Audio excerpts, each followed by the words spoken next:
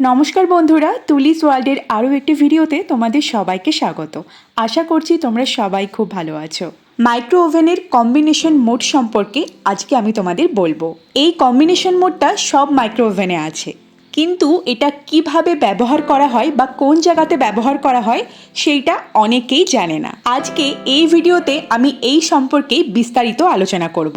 এই ভিডিওতে তোমরা জানতে পারবে এই কম্বিনেশন মোড কোন কোন খাবারে অ্যাপ্লাই করা হয়, কিভাবে অ্যাপ্লাই করা হয়, কোন কোন ইউটেন্সিলস তোমরা এই কম্বিনেশন মোডে ব্যবহার করতে পারবে, সাথে কম্বিনেশন মোডে তৈরি করা একটা রেসিপিও তোমাদের সাথে শেয়ার করব।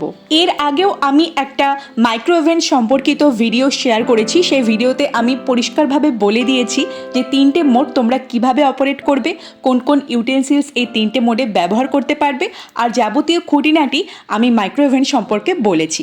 তোমরা সেই ভিডিওটা অবশ্যই দেখে নিতে পারো, আমার চ্যানেলে আপলোড করা আছে। আমি লিঙ্কটাও ডেসক্রিপশন বক্সে দিয়ে দেবো।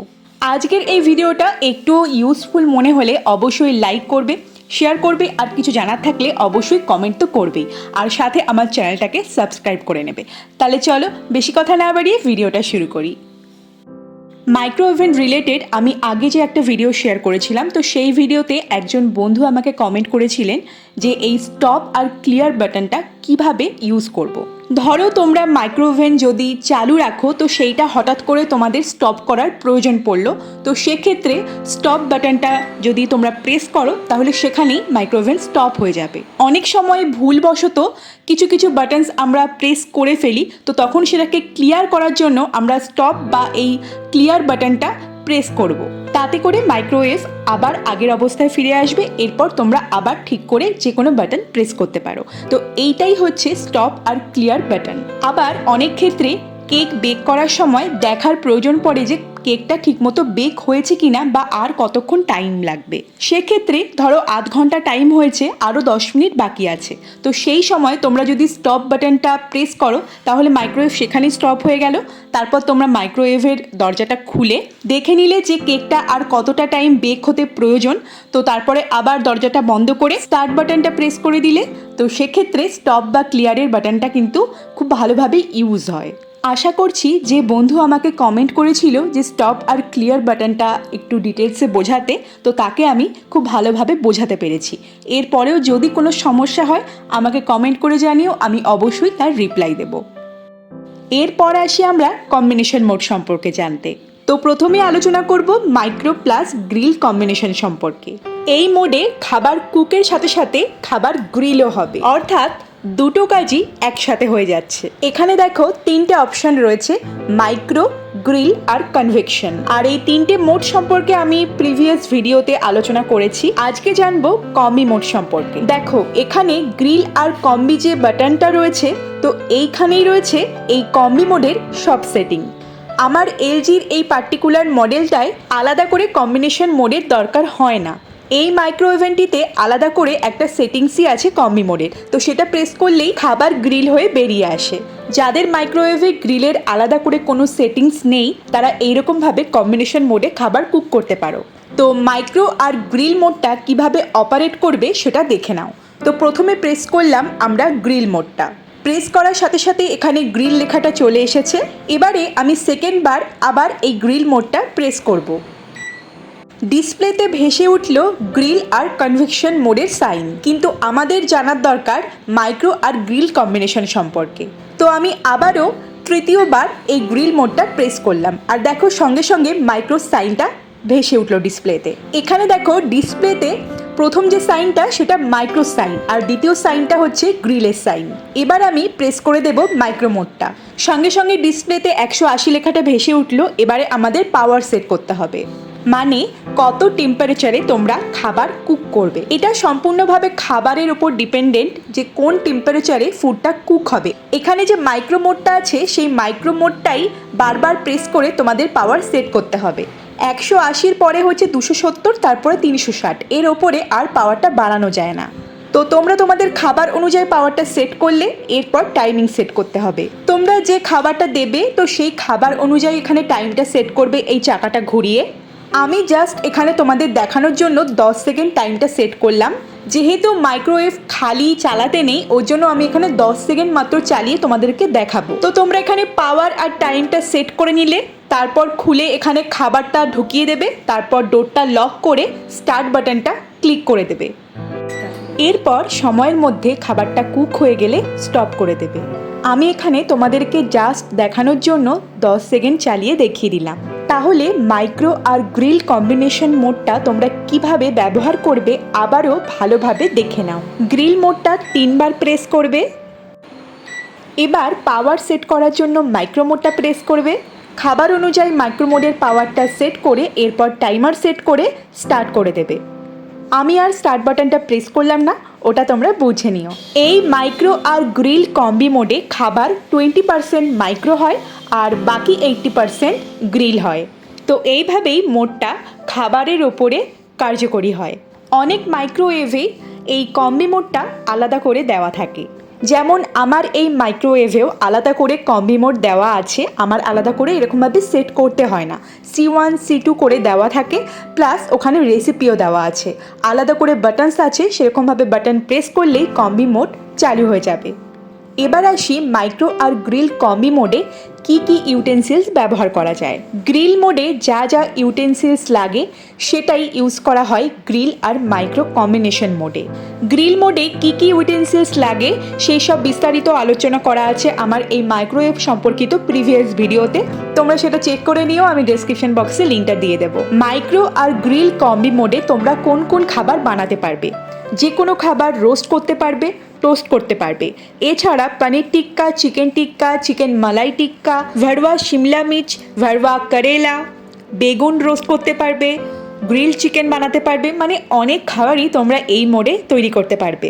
একটা কথাই মনে রাখবে, মাইক্রোওয়েভ সেফ ইউটেন্সিলসই তোমরা এই মাইক্রোওয়েভে ব্যবহার করবে, না হলে বিরাট বড় অ্যাক্সিডেন্ট ঘটে যেতে পারে। আশা করছি তোমাদের মাইক্রো আর গ্রিল কম্বি মোডটা খুব ভালোভাবে বোঝাতে পেরেছি। তাও যদি কোনো অসুবিধা হয় আমাকে কমেন্ট করে জানিও, আমি অবশ্যই তার রিপ্লাই দেব। চলো এবার আসা যাক মাইক্রো প্লাস কনভেকশন মোডে। এই মোডে খাবার কুকের সাথে সাথে খাবার তন্দুরও হবে। এই মোডটা কিভাবে অপারেট করবে সেটাই বিস্তারিতভাবে আলোচনা করা যাক। তো প্রথমেই আমরা গ্রিল মোডটা প্রেস করব। দেখো ওখানে গ্রিল আর যে কম্বি মোডটা লেখা রয়েছে সেটাই আমরা প্রেস করব। দেখো ডিসপ্লেতে গ্রিল লেখা চলে এসেছে। আবারও গ্রিল মোডটা প্রেস করব। দেখো ডিসপ্লেতে গ্রিল আর কনভেকশন মোডের একটা চিহ্ন ভেসে উঠেছে। এবারে কনভেকশন মোডটা প্রেস করে দেব। দেখো ডিসপ্লেতে 180 শো করছে। এবারে আমাদের মাইক্রো মোডটা প্রেস করে পাওয়ারটা সেট করতে হবে। যেরকম খাবার রাখবে সেই অনুযায়ী এখানে পাওয়ারটা সেট করবে, এরপর টাইমিংটা সেট করবে। সব কিছু সেট করে নেওয়ার পরে স্টার্ট বাটনটা ক্লিক করে দেবে। আমি তোমাদেরকে দেখানোর জন্য এখানে 40 সেকেন্ডের টাইমটা সেট করেছিলাম, যেহেতু মাইক্রোওয়েভ ফাঁকা চালাতে নেই ওই জন্য আমি স্টপ করে দিলাম। আমি আরও একবার বুঝিয়ে দিচ্ছি, তোমাদের বুঝতে অসুবিধা হলে এইটাতেই সুবিধা হয়ে যাবে। তো গ্রিল আর কম্বি মোডটা আমি 2 বার প্রেস করলাম।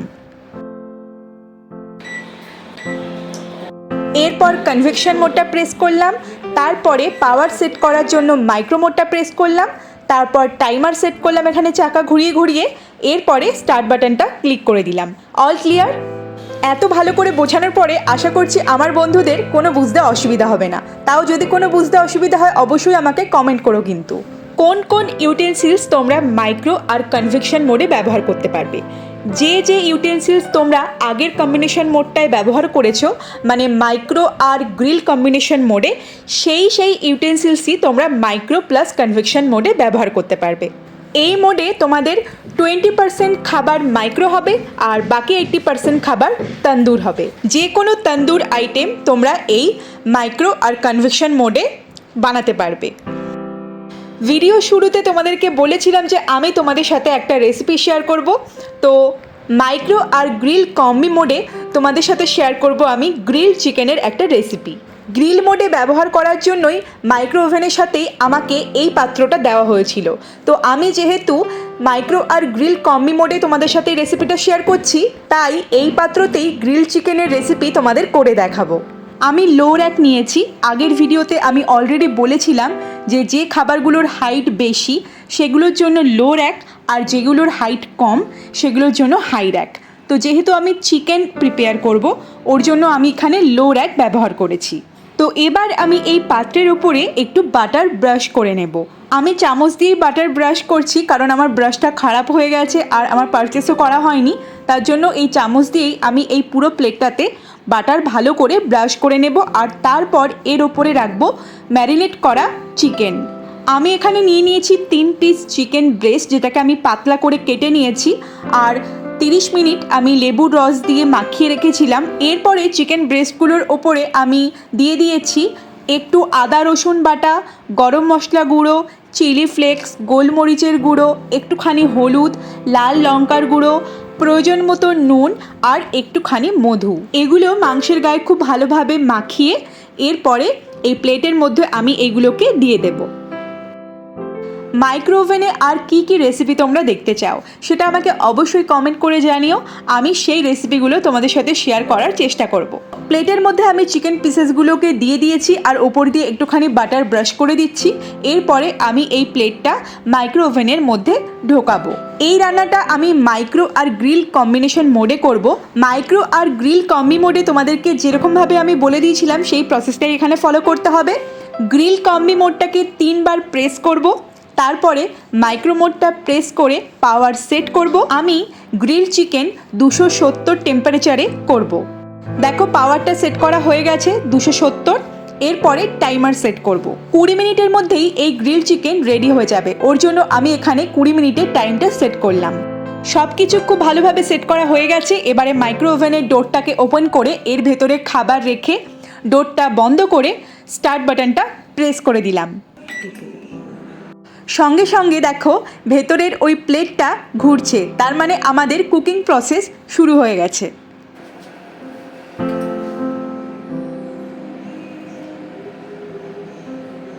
কুড়ি মিনিট সময় হতে হতে যখন সময়টা 10 মিনিটের গোড়ায় এসে দাঁড়াবে, ঠিক সেই সময়ে মাইক্রো ওভেনের স্টপ আর ক্লিয়ার বাটনটাতে প্রেস করে সময়টাকে স্টপ করে দেব।